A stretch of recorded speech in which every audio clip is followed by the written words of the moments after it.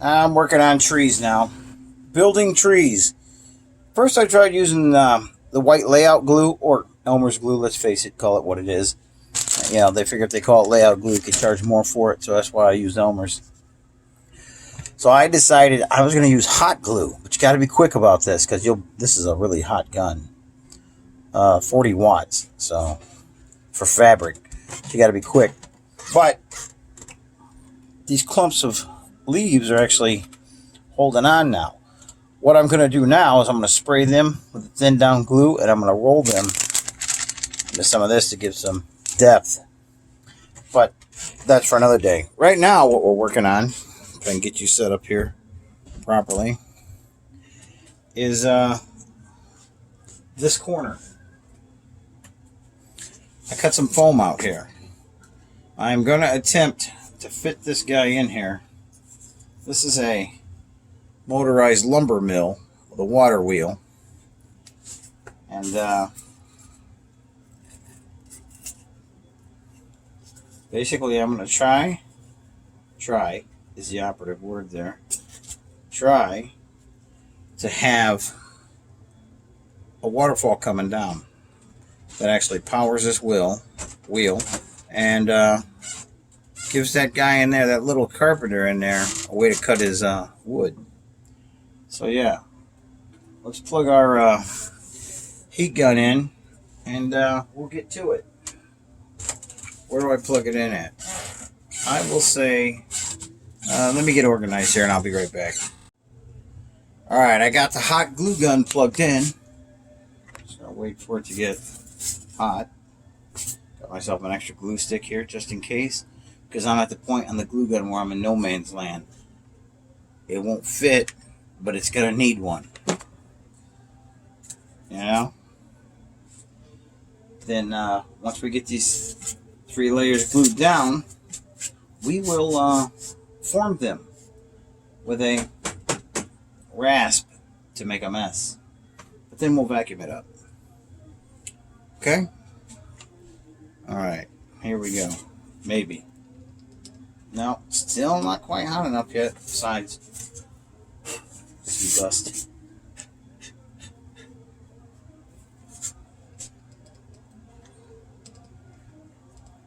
No, still not quite hot enough yet.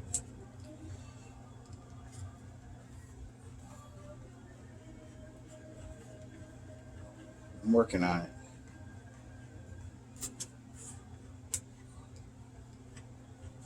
Maybe that'll do it. Get it right into that corner. Now I think I can actually put my other glue stick in. I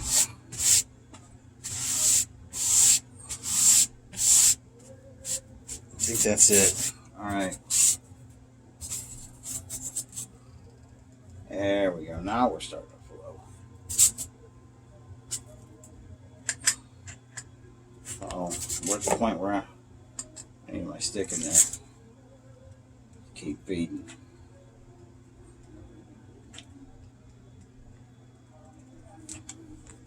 Now, line your 90 degrees up on the corner just perfectly. Okay. Come back with this one.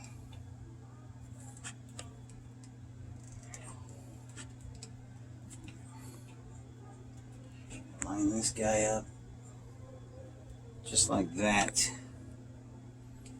Now we can unplug this.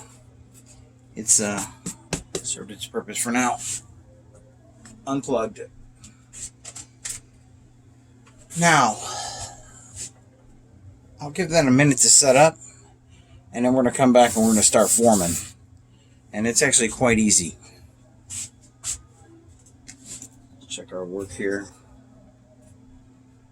That'll work. I think that'll work. I think that'll work just fine. Now, got our rasp. Let's do some forming.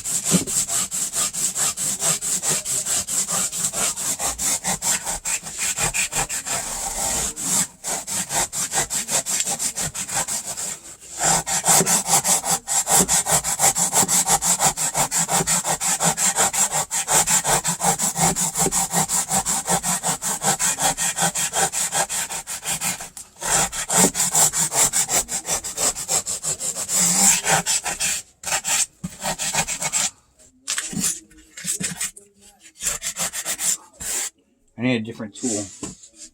What is it I need? I know what I need. Where is it? It was around here. Let me find it. What am I looking for? I'm looking for a hacksaw blade. It was here, then it wasn't.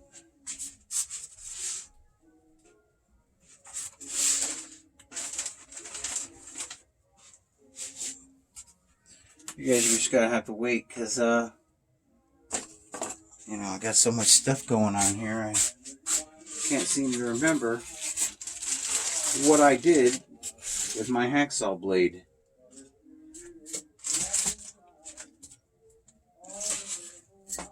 Yeah, I'm gonna be needing that hacksaw blade. Oh, here it is. I put it exactly where it belonged, so that's probably why I couldn't find it. So yeah, I'm gonna take this down.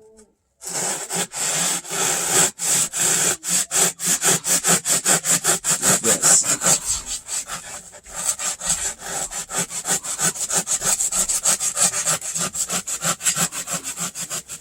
Being careful not to cut into my track.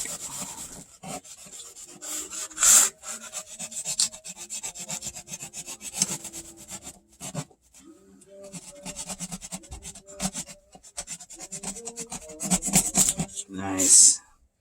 I'll just throw that on the floor for now.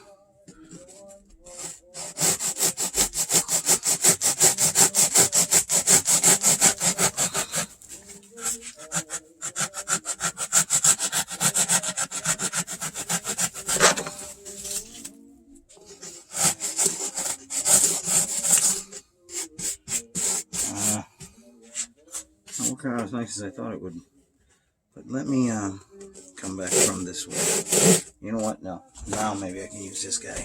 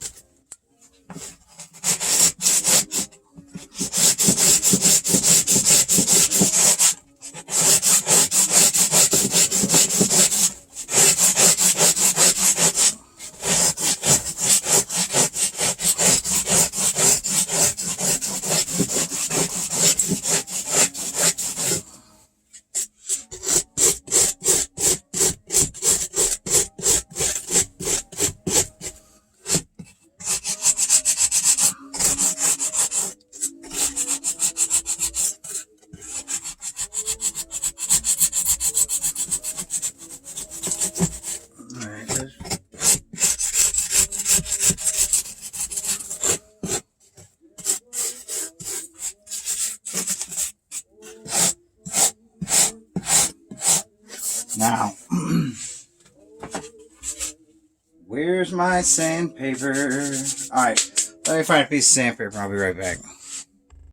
Alright, let's start to cover this thing here with plaster cloth. And I don't have much of it, which means I won't get very far today, but I'll get anywhere if I don't start, you know? A plaster cloth will really be a nice base for us to come back and put some sculptable to really start to form our little cliff, bluff, whatever you want to call it.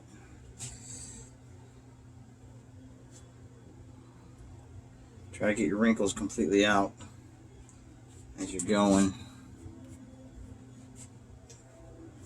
Once the water dries in this, it's actually very hard.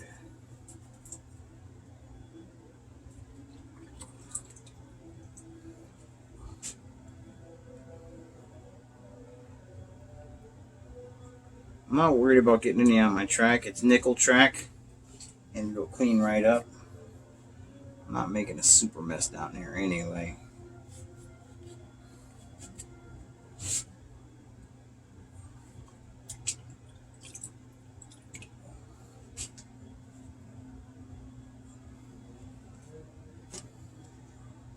So I'm gonna slide this down this way a little bit. And anything I have overhanging on the edge of the layout, I'll just cut. And in fact, that's going to work out really good if I can just get that. I think that'll be fine right there. I don't need to cut that either. And pulling that down.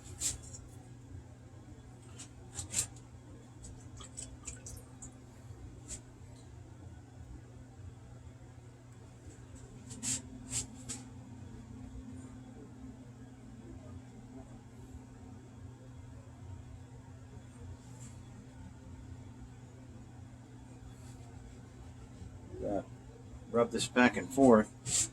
You can kind of use the plaster that's on the cloth to fill some of those plaster cloth holes. And yeah, this is my last piece. I'm pretty sure I don't have any more right now, so but that's okay. It's a start.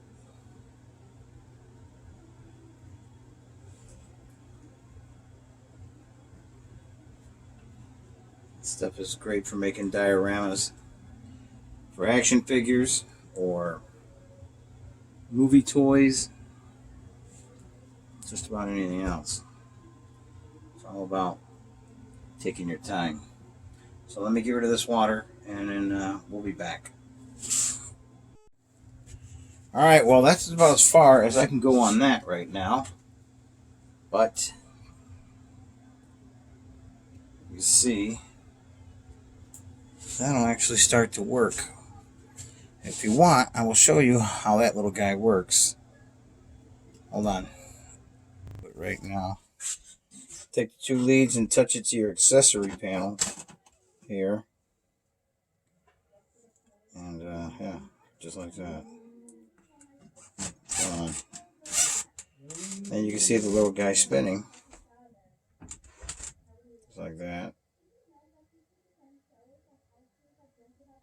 Yeah. So there's that. It's little things like that. When you take that and you create an entire scene, it adds a lot of interest to your layout. And I only got a 2-foot by 4-foot layout, so I'll be using little gimmicks like that to keep myself and other people interested, you know. So, yeah, there's that. So I don't know what else to do. I actually did a review on that. That is this guy right here. You see where it says Kobo? That's from Kato. That's their custom shop. And yeah, let's see if I can actually give you guys a sample. Oh, there's some noise right there. Here. Oh, there's my controller.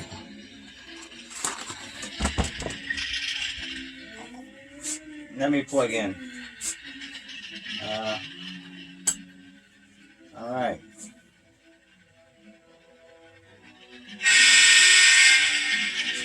All right. We got a bell.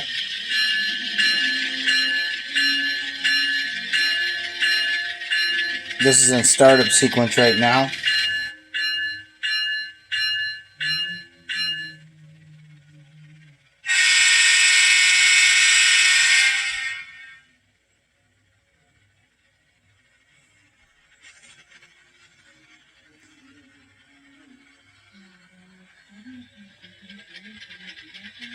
It's a diesel.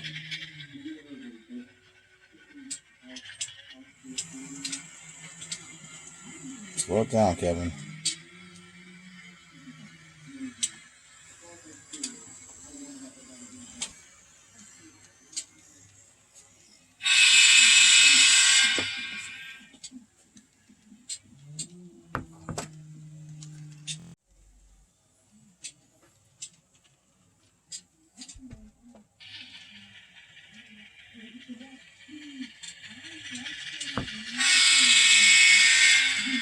Speed it up a little bit, just a bit.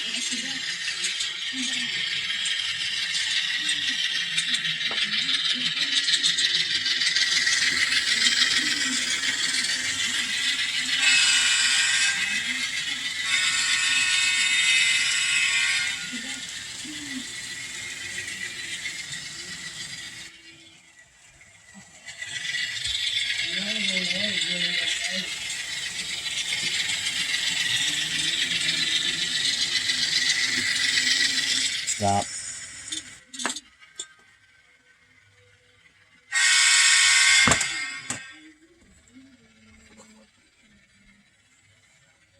All right.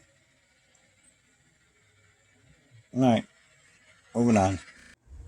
All right. So what we're doing now is we're double dipping trees. What I mean by that is I've already glued. This is what we're looking for right here. I've already hot glued the dark shrubbery to these trees. Now, to create dimension, I'm spraying them with this watered down glue. And we're going to dip them into a lighter color foliage. And like this right here.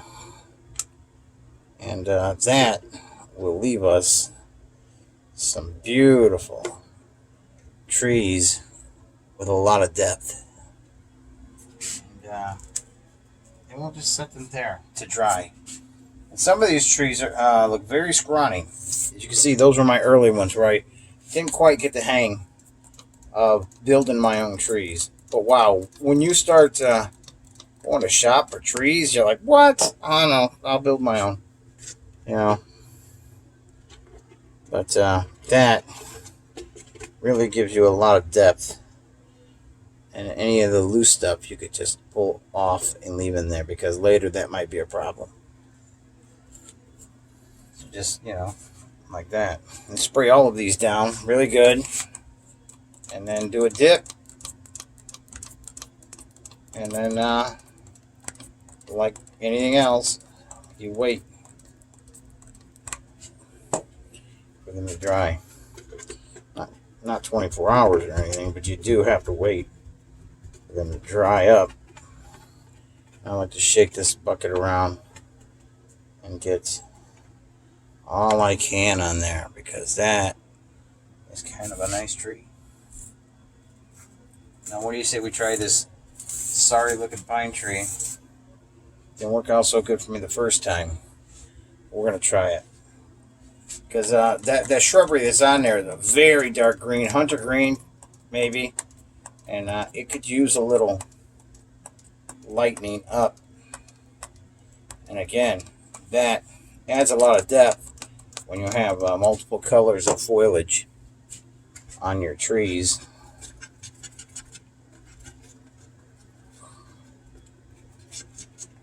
Oh yeah, that one already looks, well, maybe 4% better. Much fuller, anyway. Yeah. One more, that's all I have to do. That's all I've made so far. But you know what? I'm going to cheat a little bit on this one. This tree's looking a little anemic as far as leaves go. So, I'm going to go ahead and blast it with some more glue, but not the watered down glue. I want some heavier glue on there. I want to try to pick up as much foliage as I possibly can. Come on.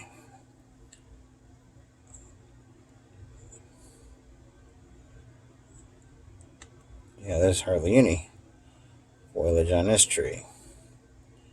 Again, never built my own trees before. I just bought them before.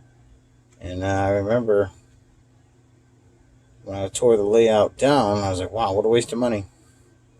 Because most of those trees were glued in. I really couldn't salvage them. So now I'm building my own. The price you pay for that is lots of time building trees. This is the best way to do this. Shake that around down in there. Flip it over. Yeah.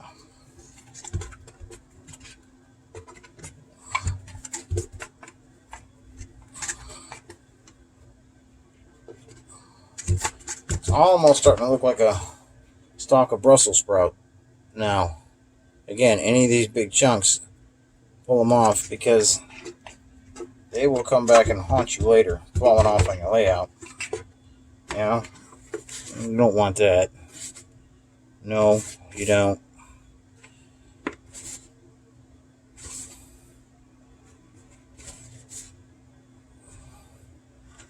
It's a much better looking tree. Still kind of anemic, but hey, it's a start. I'll just dip that one again after it dries. You know, put that there. All right, for now, take a break on the trees and move on. All right, so there's my trees for now. I think I'm going to go ahead and do the rest of my trees off camera. And got quite a few trees to do. And I don't want to bore the audience making trees. However, I just kind of make this up as I go, you know? So I'm pleased with having that corner raised up over there. But I'm not sure if I'm going to raise this corner up here. But there's something about having the corners raised to create like a bowl to actually close the scene, you know? So I don't know. Maybe I will do that corner as far as, you know, a bluff or something like that. I'm not sure. But you got to keep in mind that, you know, when you're working over there or playing around, you could be knocking trees off on both sides. You can be mindful about that too. So, you know, I haven't made a decision on that yet, but we'll see. I think I'm going to leave you with that. Oh, by the way, just got one switch here, and I wish I would have done two, but this is what I settled for. So I haven't got that hooked up yet, but we can bring that old 1990s Kato out of its siding, and it can just run around. That's a very tight radius. So kudos to that little Kato right there. It's handling it like a champ. And again, that's probably not the train that's going to be on that center line most of the time. But right now, it's one that's been weathered and beat and resurrected and put back together. And again, it's 25 years old. And it's already proven to me that it can take a beating of being moved around while layout is being made. So, yeah. Anyway, I'm going to call this part 2 of my layout build. I know it's not much, and when you're just building trees and plaster casting mountains. But, yeah, we'll just leave you with that on our way out. Oh, here, let me show you. When I'm not running him, I just back him back in. I can pass the switch there. And then flip the switch. We'll take him right back in. Oops, wrong way, dumbass.